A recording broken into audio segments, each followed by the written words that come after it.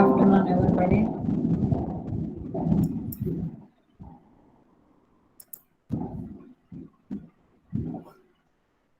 So today we will discuss about inflation.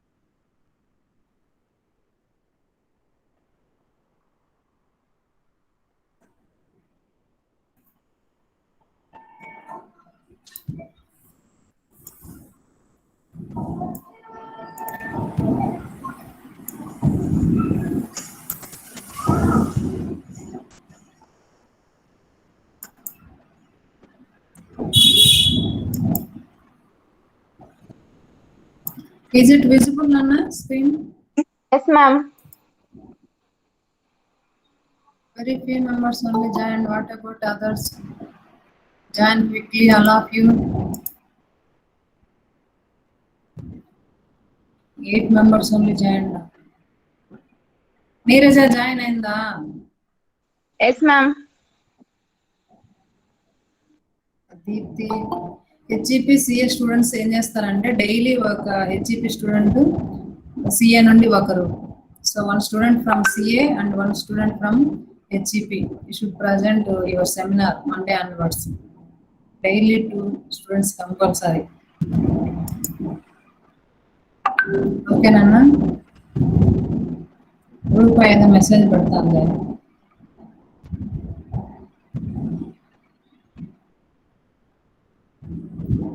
Group లో లేదమ్మా, morning నేను జాయిన్ చేశాను. అమ్మాయి link share చేయమంటాను.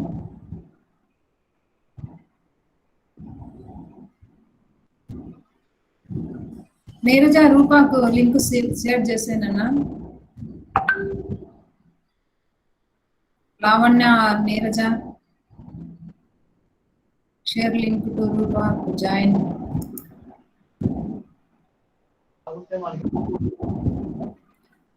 Deepti Yes, madam. Good afternoon, madam. Good afternoon.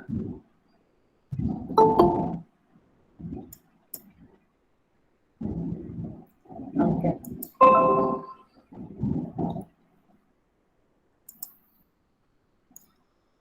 so inflation, definition of inflation and types of inflation. Coming to definition.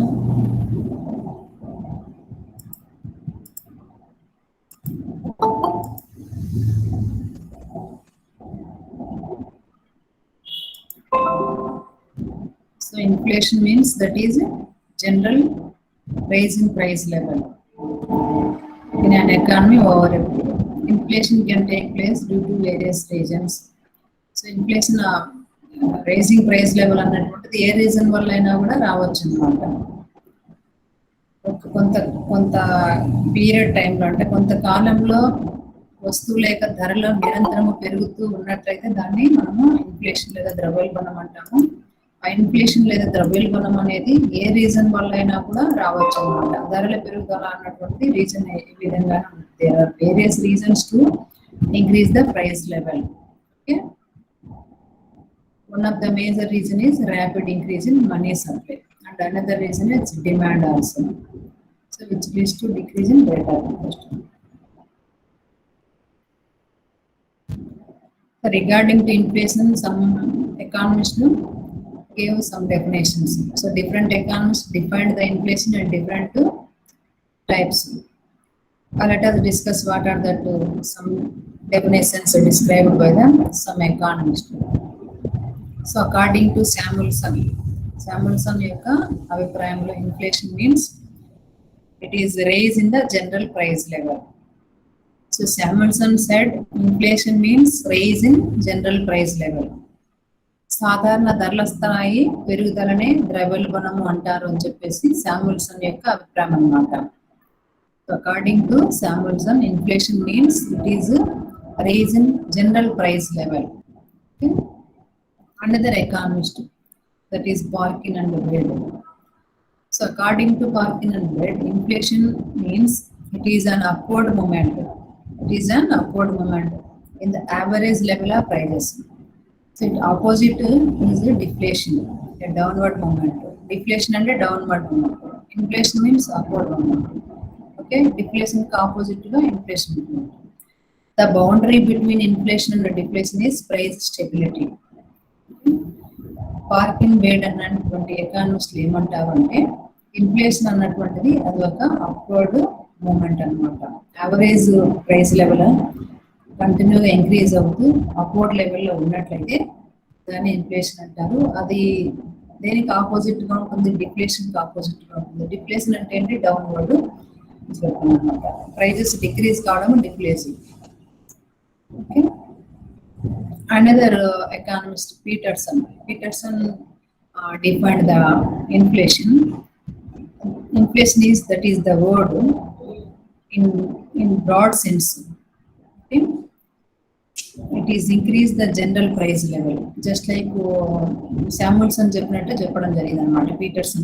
Peterson defined the inflation like Samuelson. So it is rise in price level or increase in price level, which is sustained and non-seasonal in character. Okay. Another economist, Johnson. So Johnson defined the inflation. So according to Johnson, inflation is it is an increase in the quantity of money faster than the real national income or real national output.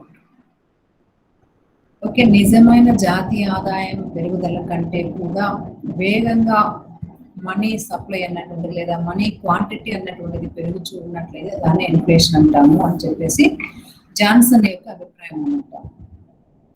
So Johnson ఏమంటాడు అంటే real national income కంటే కూడా ఆ quantity of money increase అన్నటువంటిది ఎక్కువగా ఉన్నట్లయితే, అంటే ద్రవ్యం యొక్క పరిమాణము పెరగడం వల్ల ధరలు పెరుగుతున్నాయి అని చెప్పేసి జాన్సన్ యొక్క అభిప్రాయం అన్నమాట.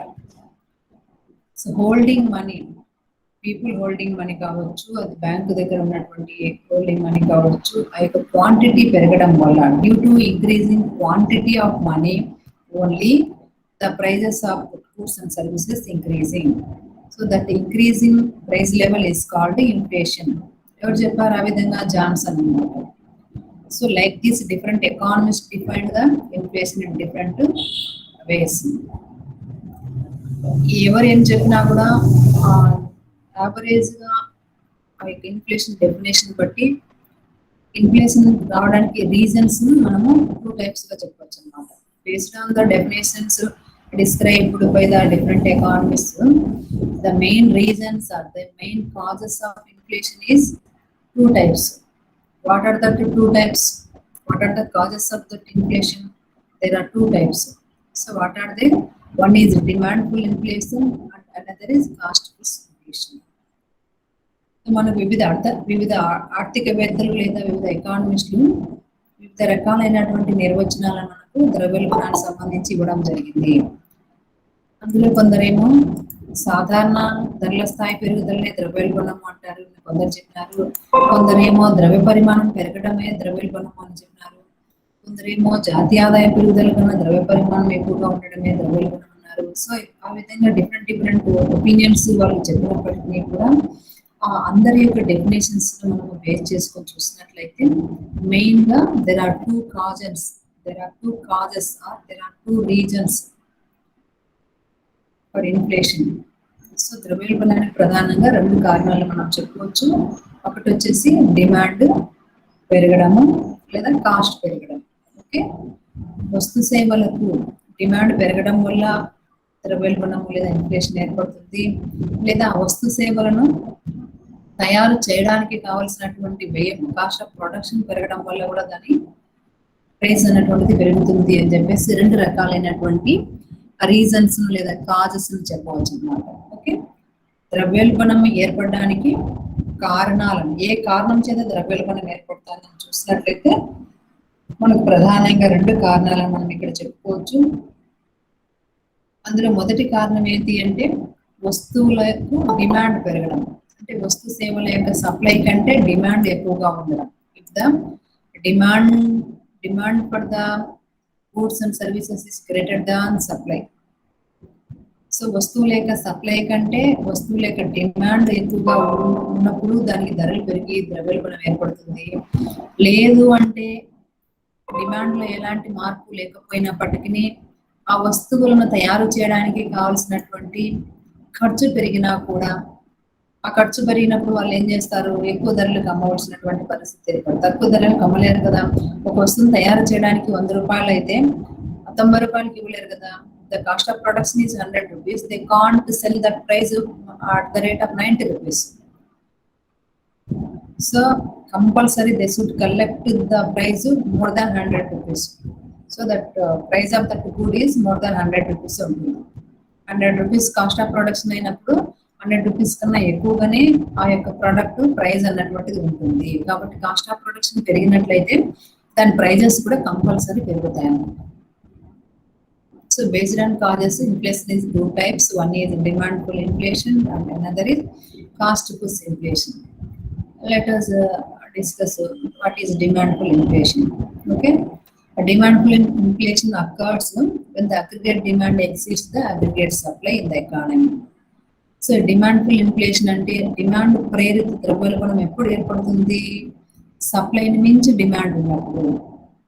Where there is demand is greater than that supply, where demand is more than that supply, then the inflation is occur.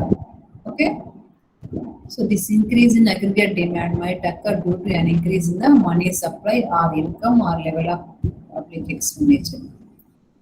A demand పెరగడానికి రీజన్ ఏంటి, what is the main reason to increase that demand? Because of increase the money supply or increase the income of the people or increase the level of public expenditure. ప్రజల దగ్గర డబ్బు పెరిగినప్పుడు ఎక్కువ demand చేస్తారు, లేదా ప్రజల దగ్గర ఆదాయం పెరిగినప్పుడు ఎక్కువ డిమాండ్ చేస్తారు, లేదా వాళ్ళ యొక్క ఎక్స్పెండిచర్ పెరిగినప్పుడు కూడా ఆ ప్రోడక్ట్స్ కు డిమాండ్ పెరుగుతుంది. ఫర్ ఎగ్జాంపుల్ మీ దగ్గర ఇప్పుడు ఏం మనీ లేదనుకోండి, ఏమి డిమాండ్ చేయరు. ఒకసారిగా మీకు స్కాలర్షిప్ వచ్చింది, ఒక 10,000 రూపీస్ స్కాలర్షిప్ వచ్చింది. అది జగనన్న విద్యా దీవెన కావచ్చు, వసతి దీవెన కావచ్చు, జేవిడి ఆర్ ఏమన్నా కావచ్చు. వాటి వల్ల మీకు ఫీజు రీయింబర్స్మెంట్ వల్ల ఒక 10,000 రూపీస్ మీ యొక్క అకౌంట్ లో క్రెడిట్ అయింది అనుకోండి ఈరోజు.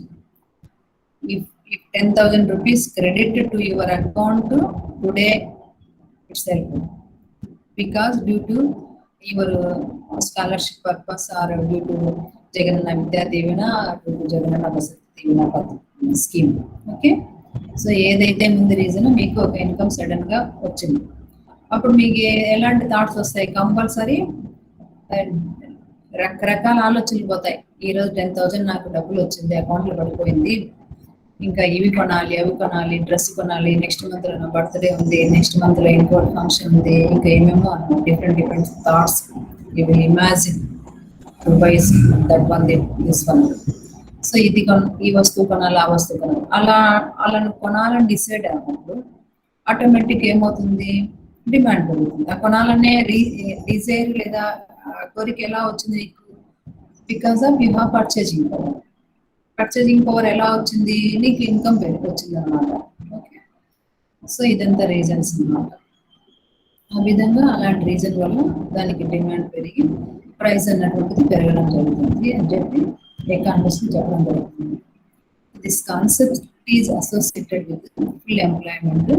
With altering the supply is not possible. It involves inflation rising as real gross domestic product rise and unemployment falls. This is commonly described as too much money chasing too few goods. ఇది కూడా ఒక definition అన్నమాట. Too much money chasing too few goods అంటే దీని అర్థం ఏంటంటే మనం ఎక్కువ డబ్బును పెట్టి తక్కువ వస్తువులను కొనడం అన్నమాట. చాలా మంది మన డైలీ అంటుంటారు, ఏదైనా బాగా ప్రైజెస్ పెరిగినప్పుడు మార్కెట్ లో ఎంత డబ్బులన్నా తీసుకున్న, పాకెట్ నిండా డబ్బులు తీసుకున్న, బ్యాగ్ నిండా సరుకులు రాలేదు అని చెప్పి అంటుంటారు అనమాట. That is called too much money chasing two few goods. So మనం ఎక్కువ డబ్బులు పెట్టి తక్కువ వస్తువులు కొనడం అన్నమాట. ఇది ఎప్పుడు జరుగుతుంది? Due to inflation. ఇన్ఫ్లేషన్ టైంలో at the time of inflation only we have few goods with huge money. Okay, inflation లేదనుకోండి మనం తక్కువ డబ్బు కూడా ఎక్కువ వస్తువులు మనం పొందవచ్చు అనమాట. But if there is inflation effect, even though we have much money, even though we spend more money on that products, we will get less products only. Okay, that is called too much money chasing too few goods. మనం అధిక ద్రవ్యాన్ని చెల్లించి తక్కువ వస్తువులను పొందగలుగుతున్నాము అని. Okay, this is called demandful inflation. Next we will see what are the causes of demandful inflation. సరే, ఈ డిమాండ్ఫుల్ ఇన్ఫ్లేషన్కి ఏంటి రీజన్స్, ఎందుకని ఆ విధంగా డిమాండ్ పెరుగుతుందంటే ఆల్రెడీ మనం డిస్కస్ చేసాం. మన ఇన్కమ్ పెరగడం వల్ల కానివ్వండి, లేదు అంటే మన పర్చేసింగ్ పవర్ పెరగడం వల్ల కానివ్వండి, లేదంటే మనీ సప్లై పెరగడం వల్ల కానివ్వండి, ఇవన్నీ కూడా. Excessive investment expenditure, excessive growth of consumption, low cost loans, tax cutting, augmentation of government expenditure. So excessive investment expenditure అంటే దేని మీదైనా కూడా మనం ఇన్వెస్ట్మెంట్ ఎక్కువ పెట్టినప్పుడు ఆటోమేటిక్గా మన ఇన్కమ్ కూడా పెరగడం జరుగుతుంది. Okay, if you more invest you will get more income on that investment. Okay, excessive growth of consumption expenditure, మనం సేవింగ్స్ గిన డిక్రీజ్ అయ్యి కన్జంప్షన్ పెరిగింది అనుకోండి, ఆటోమేటిక్గా డిమాండ్ పెరుగుతుంది. ఎవరి మంత్ వీఆర్ గెట్టింగ్ 10,000 రూపీస్ ఇన్కమ్ అనుకోండి, ప్రతి నెల మనకు 10,000 రూపీస్ ఇన్కమ్ వస్తూ ఉంది. In that 10,000 rupees we will save 4,000 every month in bank. Okay, remaining 6,000 we spent on different products. So expenditure లేదా consumption purpose ఒక 6,000 పే చేస్తున్నాము, 4,000 సేవింగ్ చేస్తున్నాం అనుకున్నాం. సో మన total income consumption plus savings, y is equal to c plus s అని చెప్పవచ్చు. y is equal to c plus s. y means income, c means consumption, s means savings. So మనం మొత్తం income consumption అన్నా చేస్తాము, లేదంటే savings అన్నా చేస్తాము. Savings తగ్గిపోయి సేవింగ్స్ పర్సంటేజ్ అన్నటువంటిది తగ్గి కన్జంప్షన్ పెరిగింది అనుకోండి, కన్జంప్షన్ ఎక్స్పెండిచర్ పెరిగింది అనుకోండి, అప్పుడు డిమాండ్ పెరిగి ప్రైజెస్ అన్నటువంటి పెరుగుతాయి. That is one reason. And another is low cost loans. ఒకవేళ కొన్నిసార్లు బ్యాంకుల దగ్గర క్రెడిట్ క్రియేషన్, నిన్న క్లాస్ లో చెప్పుకున్నాం క్రెడిట్ క్రియేషన్ అని, కమర్షియల్ బ్యాంక్స్ క్రెడిట్ ని క్రియేట్ చేస్తాయని. సో కమర్షియల్ బ్యాంక్స్ దగ్గర with the hands of commercial banks the credit creation is increasing, the percentage of credit creation increasing, that banks come forward to give loans with low rate of interest. Okay, commercial banks దగ్గర ఎప్పుడైతే ఈ యొక్క credit అన్నటువంటిది ఎక్కువగా ఉంటుందో అప్పుడు ఏం చేస్తాయి అంటే కమర్షియల్ బ్యాంక్స్ తక్కువ వడ్డీకి మేము లోన్లు ఇస్తాము అని చెప్పేసి పిలిచి ఇస్తారనమాట. హౌస్ లోన్లు ఇస్తాము, అంటే హౌస్ కొనుక్కోండి, లేదంటే వెహికల్ లోన్ ఇస్తాము, తీసుకొని వెహికల్ కొనుక్కొని రండి, కార్ కొనుక్కోండి, కార్ కొనుక్కొని తక్కువ వడ్డీకి ఇస్తున్నామని చెప్పేసి ఆ విధంగా పిలవడం జరుగుతుంది. సో అలాంటి లో కాస్ట్ లోన్స్ వచ్చినప్పుడు ఏమైతుంది, మనం తక్కువే కదా వడ్డీ, ఏం పెద్ద వడ్డీ పెట్టడం లేదు, రేపు దాని ప్రైస్ పెరిగితే ఇంకా చాలా పెరుగుతుంది, అందుకని వడ్డీకి తెచ్చి కొనుక్కున్నా కూడా సరిపోతుంది, ఇప్పుడే కట్టుకుందాం ఇల్లు, ఇప్పుడే కొనుక్కుందాము వెహికల్, కార్ కొనుక్కుందాం, బండి కొనుక్కుందాం, లేదంటే మొబైల్ కొనుక్కుందాం, ఇలాంటి ఆలోచనలు మనకు వస్తాయి అన్నమాట. సో లో కాస్ట్ లోన్ వల్ల మన దగ్గర మనీ సప్లై పెరిగి మన పర్చేసింగ్ పవర్ పెరిగి ఆ ప్రోడక్ట్స్ కు డిమాండ్ పెరుగుతుంది అన్నమాట. అప్పుడు డిమాండ్ కి ఇన్ఫ్లేషన్ ఏర్పడుతుంది. నెక్స్ట్ అనదర్ రీజన్ వచ్చేసి tax cutting. For example the government will reduce the tax rate, automatically our income will increase. Okay, ఇప్పుడు 30% ట్యాక్స్ ఉంది, 10 lakhs కన్నా ఎక్కువ మన ఇన్కమ్ పెరిగింది అనుకోండి, 30% ట్యాక్స్ పే చేయాలి. 10 lakhs లో 30% అంటే 3 lakhs గవర్నమెంట్ ట్యాక్స్ పే చేస్తే రిమైనింగ్ 7 lakhs మనం కన్జంప్షన్ ఎక్స్పెండిచర్ గా ఉంటుంది. అలా కాకుండా 30% నుంచి 10% మాత్రమే ట్యాక్స్ పెట్టింది అనుకోండి, అప్పుడు మనకు ఇంకా రిమైనింగ్ 20% సేవ్ అవుతుంది కదా. అప్పుడు ఆ ట్యాక్స్ తగ్గిపోవడం వల్ల due to reducing the tax percentage our income level rise. So మనకి కన్జంప్షన్ ఎక్స్పెండిచర్ పెరుగుతుంది అనమాట. So when the rise in consumption expenditure automatically we want to buy more goods and services. That means demand will increase to that products. So the demand increase means that is price level increase. Price level increase means that is called inflation. Okay, one the reason anamata daniki okati link untundi. Next another వచ్చేసి augmentation of government expenditure. Augmentation of government expenditure. Government expenditure పెరిగింది అనుకోండి, government expenditure కూడా 2 types ఉంటుంది అనమాట. Developmental expenditure, welfare expenditure. So developmental expenditure మీద కాకుండా welfare schemes మీద పెట్టినా కూడా, ఫర్ ఎగ్జాంపుల్ ఇప్పుడు అంతా కూడా for the sake of the people especially below poverty line వాళ్ళ కోసము, సంక్షేమం కోసము, స్టూడెంట్ యొక్క స్కాలర్షిప్ అని, లేదంటే ఓల్డ్ ఏజ్ పెన్షన్స్ అని, లేదంటే విడో పెన్షన్స్ అని, ఇలాంటి రకరకాల స్కీమ్ లో భాగంగా గవర్నమెంట్ స్పెండ్ చేసినప్పుడు వాళ్ళ ఇన్కమ్ పెరుగుతుంది కదా. వాళ్ళ ఇన్కమ్ పెరిగినప్పుడు వాళ్ళకి పర్చేసింగ్ పవర్ పెరుగుతుంది. ఆటోమేటిక్గా they will demand more goods and services compare with previous time. Okay, ఆ విధంగా కూడా ప్రైజెస్ పెరిగేదానికి అవకాశం ఉంది. సో గవర్నమెంట్ ఎక్స్పెండిచర్ పెరిగిందంటే, ఎవరి మీద ఎక్స్పెండిచర్ చేస్తుంది? పీపుల్ మీదనే చేస్తుంది. పీపుల్ కోసమే ఖర్చు చేస్తుంది. ప్రభుత్వం ఏ ఖర్చు చేసినా ప్రజల కోసమే చేస్తుంది కాబట్టి ప్రభుత్వం యొక్క ఖర్చు పెరిగింది అంటే ప్రజల ఆదాయం పెరిగినట్టు అన్నమాట. ఈ పాయింట్ అర్థమైందా మీకు? Hello hello yes ma'am.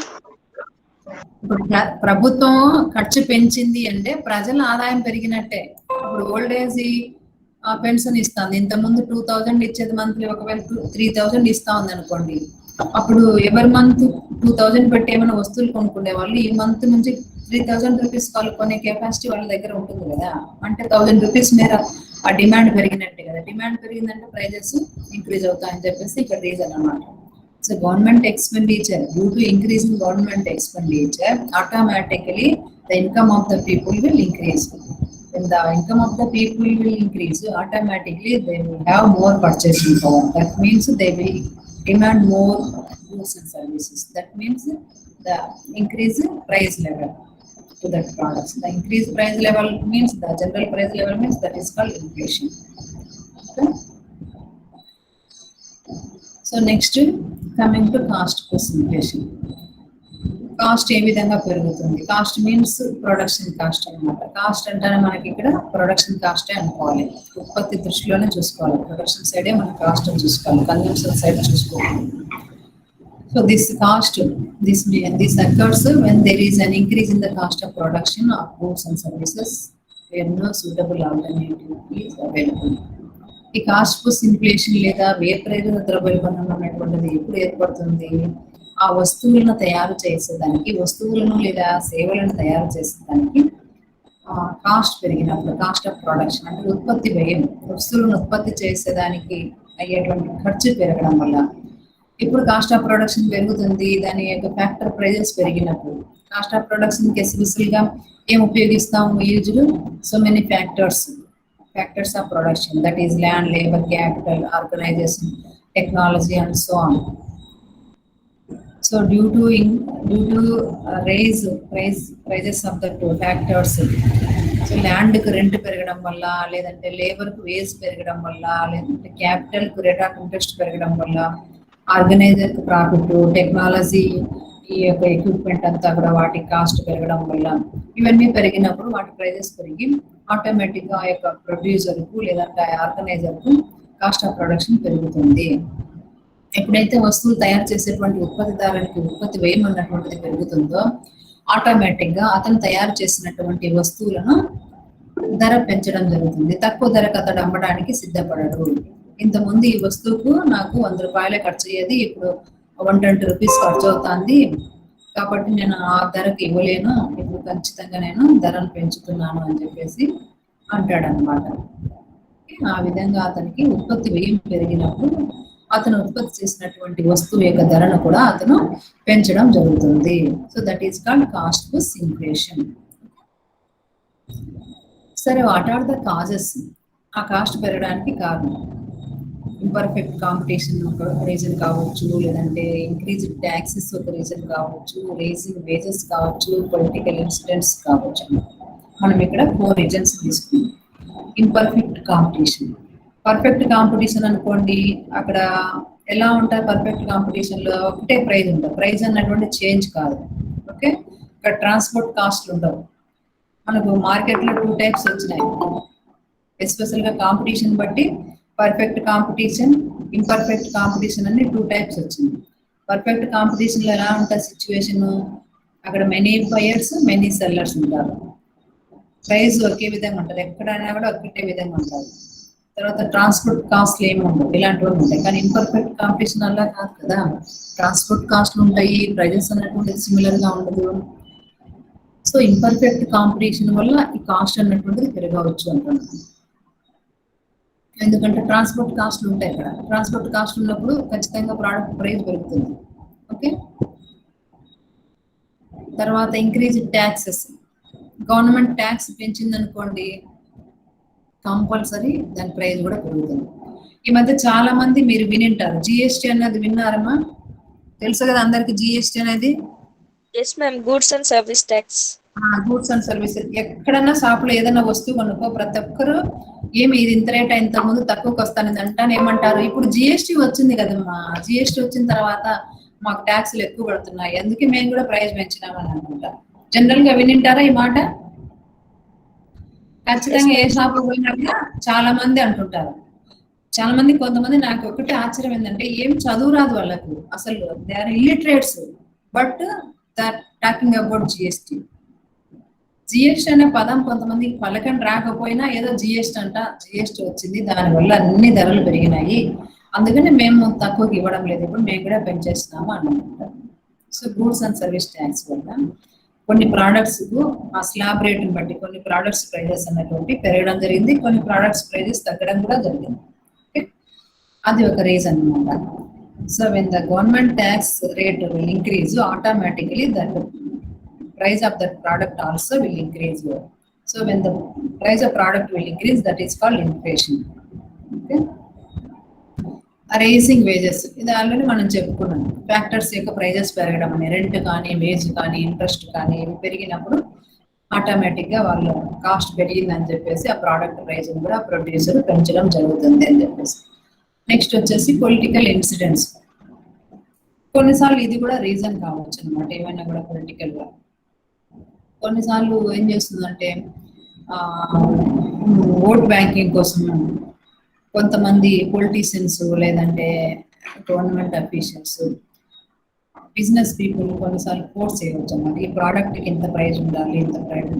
అది ఏ విధమైనటువంటి రీజన్స్ అన్నా కావచ్చు. సో ఆ పొలిటికల్ ఇన్సిడెంట్స్ వల్ల కొన్నిసార్లు కొన్ని ప్రోడక్ట్స్ ప్రైస్ పెరిగేదానికి అవకాశం ఉంది. These are the different reasons to cost plus inflation. Next ఇవంతా కాజుని బట్టి, కాజు లేదా రీజన్ బట్టి. Next based on rate. So రేటుని బట్టి ఎంత రేట్లో పెరుగుతా ఉందా అని చెప్పేసి, ఇంతకుముందు మనం టైప్స్ చెప్పుకున్నాం కదా, ఆల్రెడీ అవే ఇప్పుడు రిపీట్ చేసుకుంటున్నాం. Okay, based on rate inflation. General గా మీకు what are the types of inflation అన్నా కూడా ఇవే రాసినా సరిపోతుంది. వాళ్ళు కొన్నిసార్లు ఇట్లా అడుగుతాడు అనమాట reason based on rate. Based on rate how many types inflation అని చెప్పైనా అడగవచ్చు. ఒకవేళ అడగకపోయినా కామన్ గా మీకు what is inflation and what are the types of inflation అని అడిగినా కూడా మీరు ఎంత రెండు కూడా రాయొచ్చు. Okay, based on rate inflation is 4 types. ఎంత రేట్లో పెరుగుతా ఉందా, 3%, 4%, 5% అన్నటువంటిది, ఆ యొక్క ఇన్ఫ్లేషన్ పెరిగేదాన్ని రేటును బట్టి కూడా మనము ఇన్ఫ్లేషన్ డిఫరెంట్ టైప్స్ గా మనం చెప్పవచ్చు. Okay, that is one is creeping inflation and another is walking inflation, another is running inflation, next hyper inflation. Okay, let us see one by one. Creeping inflation. Creeping అంటే మెల్లమెల్లగా పాకడం అనమాట. చిన్న పిల్లలు అప్పుడప్పుడే కొంచెం కొంచెం నడక నేర్చుకున్నటువంటి పిల్లలు ఏం చేస్తారు, మెల్లమెల్లగా ఒక్కొక్క అడిగే అలా వేస్తున్నట్టుగా ఇన్ఫ్లేషన్ అంటే ప్రైస్ యొక్క level, increasing level of price వచ్చేసి స్లోగా పెరుగుతుంటారు అనమాట. స్లోగా అంటే ఒక 3% కానీ అలా అనమాట, బిలో 3% కానీ అలా. For example price of one good is today 100 rupees, tomorrow it will be 103 rupees.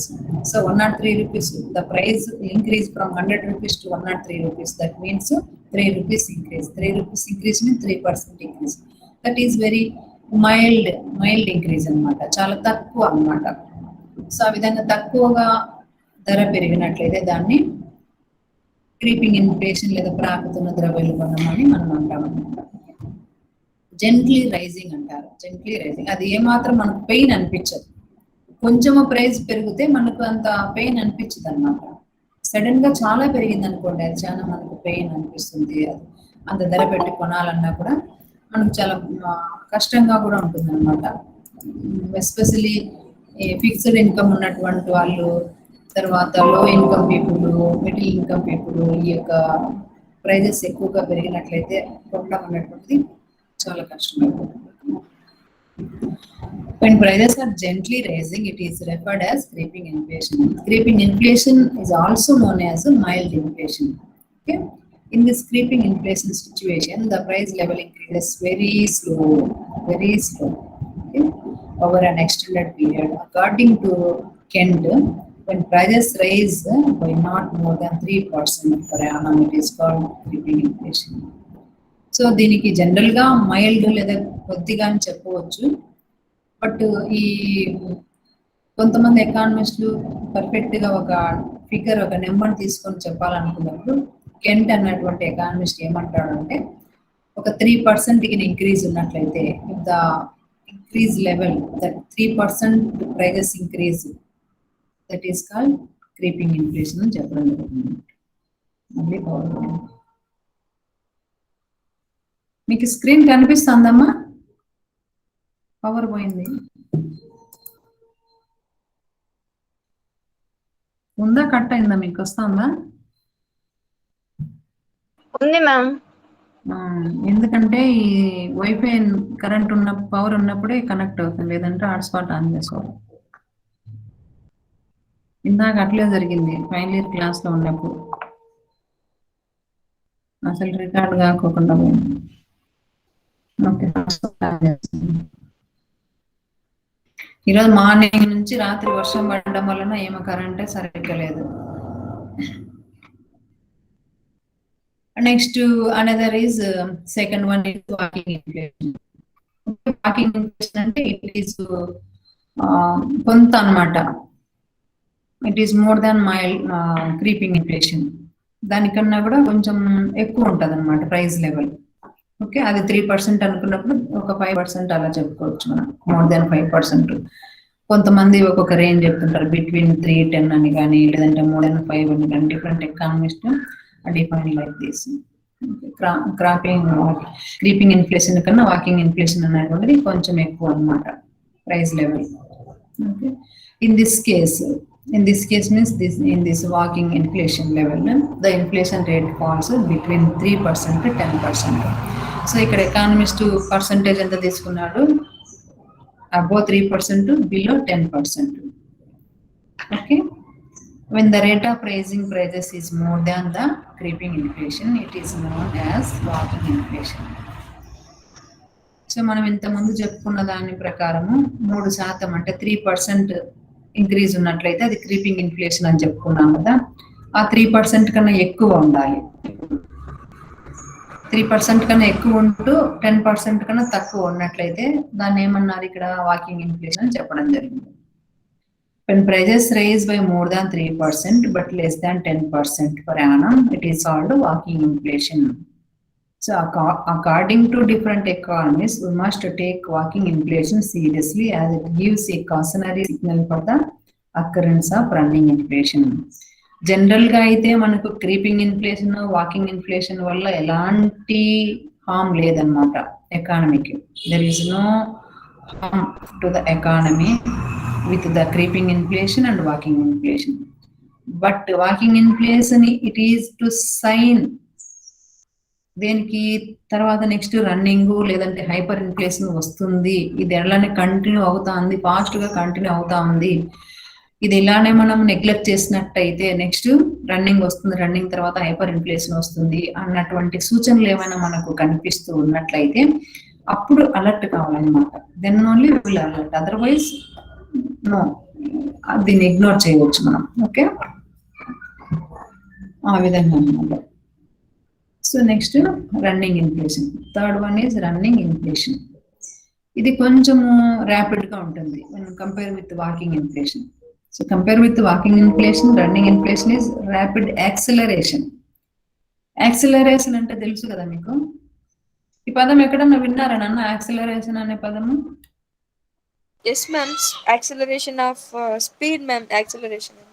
ఇప్పుడు మన బండి చూసినట్లయితే కార్ కానీ బైక్ కానీ యాక్సిలరేటర్. కొంతమంది కార్ డ్రైవింగ్ పోయినప్పుడు అక్కడ చెప్తున్నాయి డ్రైవింగ్ ఏముంది ఏబిసి వస్తే వస్తుంది అని చెప్పేసి. ఏబిసి అంటే ఏందన్నా నాకు తెలియక. ఏబిసి అంటే ఏ అంటే యాక్సిలరేటర్ అంట, బి అంటే బ్రేక్ అంట, సి అంటే క్లచ్ అంట. సో ఆ మూడు తెలిస్తే డ్రైవింగ్ ఈజీ అని చెప్పేసి వాళ్ళు సింపుల్ గా చెప్పారనమాట. If you know the ABC then driving is very easy, it is not difficult thing అని చెప్పేసి. సో యాక్సిలరేటర్ ఇలా కొంచెం రేజ్ చేస్తే మనకి ఎంత స్పీడ్ కావాలంటే అంత రేజ్ చేసేస్తే దాని యొక్క స్పీడ్ పెరుగుతుంది అనమాట. సో ఆ విధంగా ఈ యొక్క ప్రైజెస్ రేజ్ అన్నటువంటిది, ఈ ధరల పెరుగుదల అన్నటువంటిది ఎక్కువ వేగంగా ఉన్నింది అనుకోండి, అప్పుడు ర్యాపిడ్ యాక్సిలరేషన్ అంటే ఎక్కువ దాంట్లో ఆ యొక్క రేట్ పెరుగుతూ వేగంగా పెరుగుదల, ప్రైజెస్ అన్నటువంటి పెరగడము. స్లోగా పెరిగితే పర్వాలేదు, ర్యాపిడ్ గా పెరిగినాయి అనుకోండి దాని ఏమవుతుంది, తర్వాత రన్నింగ్ వస్తుంది, తర్వాత హైపర్ ఇన్ఫ్లేషన్ రావడం జరుగుతుంది. సో వాకింగ్ తర్వాత rapid acceleration in the rising price level is called running inflation.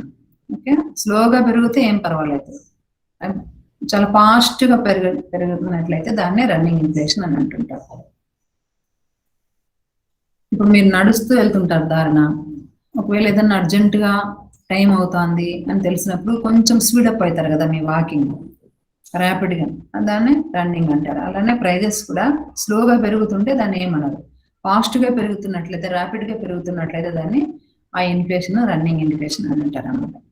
So it occurs when prices rise by more than 10%. ఇందాక మనము బిట్వీన్ 3% 10% ఏమనుకున్నాము, వాకింగ్ ఇన్ఫ్లేషన్ అనుకున్నాం. ఇంకా 3% కన్నా ఎక్కువ ఉంటూ 10% కన్నా తక్కువ ఉన్నట్లయితే దాన్ని వాకింగ్ ఇన్ఫ్లేషన్ అని చెప్పుకున్నాం కదా. ఇప్పుడు 10% కన్నా ఎక్సీడ్ అయినట్లయితే, more than 10% the price level to any goods and services, then it is called running inflation. Okay, though economists have not suggested a fixed range for measuring running inflation, we may consider a price increase between 10% to 20% per annum. Okay, and next another one is hyperinflation. So hyperinflation refers to a situation where the prices rise at an alarming high rate. The prices rise so fast that it becomes difficult to measure its magnitude. However, in quantitative terms, when prices rise above 100% per annum, it is termed as hyperinflation. During a worst case scenario of hyperinflation, the value of money of an affected country reduces almost to zero. Paper money becomes worthless and the people start trading either in gold and silver, or sometimes even use the old barter system of commerce also. So hyper inflation ఉధృతమైనటువంటి ద్రవ్యోల్బణము చాలా మటుకు మనం నిజ జీవితంలో అనుకుంటుంటాం అనమాట. ధరలు ఆకాశాన్ని అంటుతున్నాయి, కొనడానికి లేదు, తినడానికి లేదు, సాధారణ ప్రజలు అసలు ఏమి కొనలేరు. ఈ కాలంలో మనకు వచ్చేటువంటి మినిమం వేజ్తో మినిమం ఇన్కమ్ తో, మేజర్ ఇన్కమ్ తో మనం ఏమి కూడా we can't buy anything nowadays with our minimum income అని చెప్పేసి పీపుల్ చాలా మంది టాక్ ఉంటుంది. సో ఇలాంటి సిచ్యువేషన్ మనం హైపర్ ఇన్ఫ్లేషన్ అంటాము. ఈ ఇన్ఫ్లేషన్ టైంలో ఎలా ఉంటాయి ప్రైజెస్ రైజ్ లెవెల్ అంటే చాలా ఫాస్ట్ గా అనమాట, వెరీ ర్యాపిడ్ లెవెల్లో ప్రైజెస్ ఇంక్రీజింగ్ అన్నటువంటివి ఉంటాయి అనమాట. It is difficult to control. ఇలాంటి సిచ్యువేషన్ లో గవర్నమెంట్ కూడా ఆ యొక్క ప్రైజెస్ ని కంట్రోల్ చేయడం అన్నటువంటిది కొంచెం కష్టంగానే ఉంటుంది అనమాట.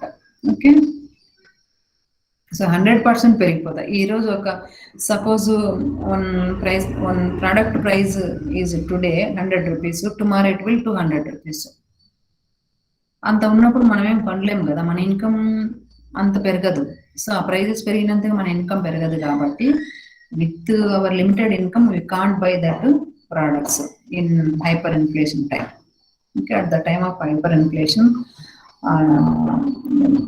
below poverty line people or middle class people can't buy anything at all. అలాంటి టైంలో చాలా మంది అనుకోవడం ఏమనుకుంటారంటే, ఈ వస్తువులను ఇంత ధరలు పెరిగినప్పుడు మనీ ఫామ్ లో అంటే క్యాష్ ఫామ్ లో లేదా పేపర్ ఫామ్ లో లిక్విడ్ ఫామ్ లో వాళ్ళు సేవ్ చేసుకోవడానికి ఇష్టపడరు అనమాట. ఏదైనా గోల్డ్ కానీ అలా కొని పెట్టుకుంటే వాటి ప్రైజెస్ బాగా పెరుగుతాయి, మనకు మంచి ఇన్కమ్ వస్తుంది అని చెప్పేసి అలా కొనుక్కుంటాం. బ్యాంకులలో అంటే లిక్విడ్ ఫామ్ లో సేవ్ చేసుకునే దానికి ఇష్టపడరు అనమాట. ఒకవేళ రేట్ ఆఫ్ ఇంట్రెస్ట్ వస్తే ఎంత వస్తుంది, మహా అంటే మినిమం వస్తుంది.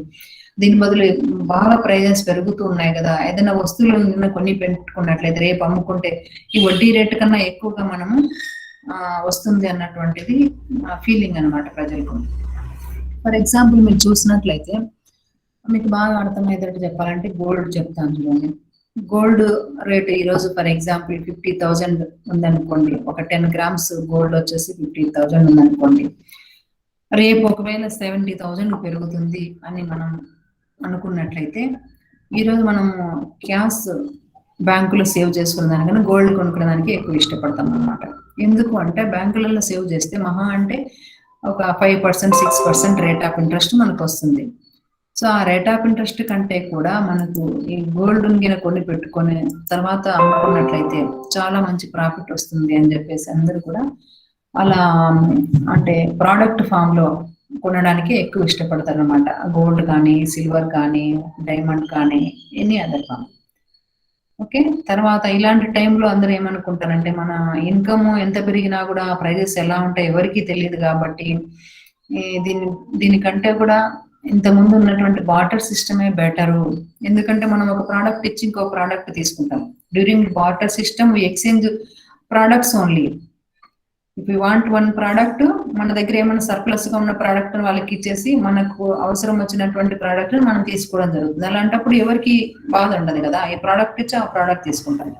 అదే మనం డబ్బుతో కొనుక్కోవాలనుకున్నప్పుడు మనం దగ్గర ఉన్న వస్తువులు ఏమన్నా అమ్మాలనుకుంటే వాటికి తక్కువ ఉంటుంది రేటు, మనం కొనాలనుకున్నవి ఎక్కువ ఉంటాయి అన్నమాట. కాబట్టి ఎవరికైనా డబ్బు గిన మనం ఇచ్చినప్పుడు అలాంటి టైంలో మనకు కావాల్సినటువంటి వస్తువులు ఆ ధరకు రాకపోవచ్చు. అలాంటప్పుడు మనం నష్టపోయేదానికి అవకాశం ఉంది. So in that time people thought barter system is better than money exchange అని చెప్పేసి ఎక్స్చేంజ్ కి మనీ కంటే కూడా ప్రోడక్ట్స్ ని ఇష్టపడతారు. ఇంకా మీకు బాగా అర్థమయ్యేట్టు చెప్పాలంటే ఎస్పెషల్లీ మీరంతా అక్కడ అమ్మాయిలు ముందు రేపు పెళ్లిళ్ళు చేసుకునేటువంటి టైం మీకు కూడా దగ్గర ఉంది కాబట్టి పెళ్లి చూపులకు వచ్చినప్పుడు చాలా మంది ఏమంటారు, ఇంత ముందు అయితే డబ్బు ఎంత కట్నం ఇస్తారని అడిగేవాళ్ళు, ఎన్ని లక్షల డబ్బులు ఇస్తారని అడిగేవాళ్ళు. ఇప్పుడైతే ఎన్ని తులాలు బంగారు పడతారని అడుగుతున్నారు. జనరల్ గా ఈ విషయం వినే ఉంటారు, మీరు అంటుంటారమ్మా ఇళ్లలో ఎన్ని తులాలు బంగారు పడతారు అని అడుగుతారు. ఎందుకంటే గోల్డ్ రేట్ బాగా రోజు రోజుకు పెరిగిపోతుంది కాబట్టి వాళ్ళకి క్యాష్ ఇచ్చినట్లయితే వాళ్ళు గోల్డ్ కొనుక్కునేదానికి పెద్దగా రాదు అని చెప్పేసి వాళ్ళు గోల్డ్ ఫామ్ లో వాళ్ళు అంతా కూడా ఇచ్చినట్లయితే అమ్మాయికి ఫ్యూచర్ లో ఎప్పుడైనా కూడా అది మళ్ళీ వాళ్ళకి ఉపయోగపడుతుంది అన్నటువంటి ఉద్దేశంతో కొంతమంది అలా కూడా అడుగుతారు, మాకు ఎలాంటి కట్నం వద్దు, మీ అమ్మాయికి ఎంతన్నా బంగారు పెట్టుకోండి, ఎన్ని తులాలు బంగారు పెట్టుకోండి అని చెప్పేసి ఇలా కూడా అడుగుతుంటారు అన్నమాట. అదే అంటే వస్తు రూపంలో మనము ఎక్కువ ఇష్టపడతాం అనమాట. ఇన్ఫ్లేషన్ టైంలో మనీ అంటే క్యాష్ ఫామ్ లో లేదా లిక్విడ్ ఫామ్ లో కంటే కూడా మనము ఒక ప్రోడక్ట్ ఫామ్ లోనే వస్తు రూపంలో మనం నిల్వ ఉంచుకునే దానికి ఎక్కువగా ఇష్టపడతారు అనమాట. Okay, this is about inflation. Any doubts you can ask.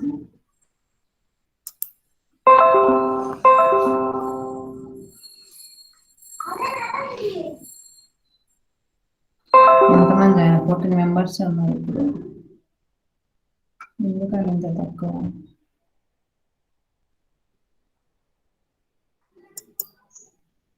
Hello.